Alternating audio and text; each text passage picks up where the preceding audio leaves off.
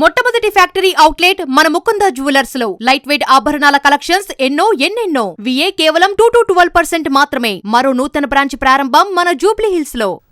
ప్రభుత్వ పాఠశాల విద్యార్థులు అస్వస్థతకు గురైన ఘటన రాష్ట్ర వ్యాప్తంగా కలకలం రేపుతోంది. ఒకే రోజు హైదరాబాద్లో 2 చోట్ల విద్యార్థులు వాంతులు, కడుపు నొప్పి, విరేచనాలతో ఆసుపత్రిలో చేరారు.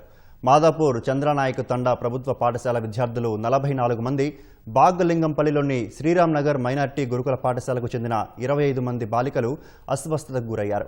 విద్యార్థులు తీసుకున్న ఆహారం, నీటి శాంపిళ్లను సేకరించిన అధికారులు పరీక్షలకు పంపారు. గురుకులాల్లో ఫుడ్ పాయిజన్ కేసులు రాష్ట్ర వ్యాప్తంగా కలకలం రేపుతున్నాయి. గతేడాది డిసెంబర్, ఈ ఏడాది జులై సహా గత వారం రోజుల క్రితం వరుసగా గురుకులాల్లోని విద్యార్థులు అస్వస్థకు గురవుతుండడం కలకలం రేపుతోంది.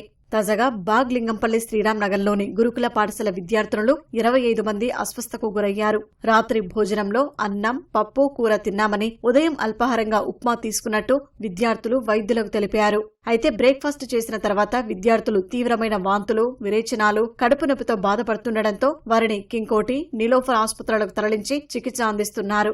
ఆసుపత్రిలో చికిత్స పొందుతున్న విద్యార్థులను హైదరాబాద్ డిప్యూటీ కలెక్టర్ ముకుందారెడ్డి పరామర్శించారు. విద్యార్థుల ఆరోగ్య పరిస్థితిపై వైద్యులను అడిగి తెలుసుకున్నారు. ప్రస్తుతం కింగ్కోటి ఆసుపత్రిలో చికిత్స పొందుతున్న వారి పరిస్థితి నిలకడగా ఉందని వైద్యులు తెలిపారు. ఆల్మోస్ట్ అందరి పిల్లలు కూడా మామూలు మైల్డ్ డిహైడ్రేషన్ ఉంది, అందరు స్టేబుల్ గా ఉన్నారు. ఒక్కరికి మాత్రం కొంచెం మోడరేట్ డిహైడ్రేషన్ ఉంది. అయినప్పటికీ 16 మంది కూడా ఎవరికి కూడా ప్రాణాపాయం లేదు. అందరిని కూడా స్టెబిలైజ్ చేసేసి స్టేబుల్ ఉన్న పిల్లలందరినీ కూడా మేము వార్డు షిఫ్ట్ చేయడం జరిగింది. అందరూ కూడా ఇప్పుడు ఆరోగ్యంగా ఉన్నారు, ఎలాంటి ఇబ్బంది లేదు.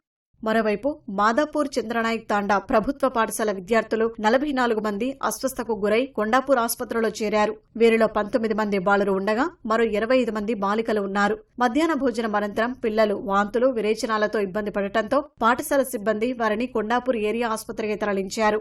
మధ్యాహ్న భోజనంలో అన్నం, పప్పుతో పాటు విద్యార్థులు సేమియా తీసుకున్నట్టు డిఎంహెచ్ఓ లలితాదేవి తెలిపారు. పిల్లల అస్వస్థకు ఫుడ్ పాయిజన్ కారణమేనని వైద్యులు అనుమానం వ్యక్తం చేస్తున్నారు. విద్యార్థులను ప్రస్తుతం పర్యవేక్షణలో ఉంచినట్లు వైద్యులు పేర్కొన్నారు.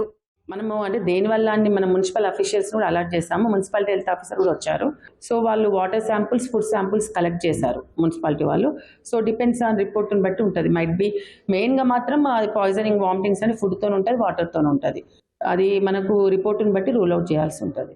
వరుసగా ఫుడ్ పాయిజన్ కేసులు నమోదవుతుండటంతో విద్యార్థులు, తల్లిదండ్రులు ఆందోళన వ్యక్తమవుతోంది. ఘటనలు పునరావృతం కాకుండా చర్యలు చేపట్టాలని తల్లిదండ్రులు కోరుతున్నారు.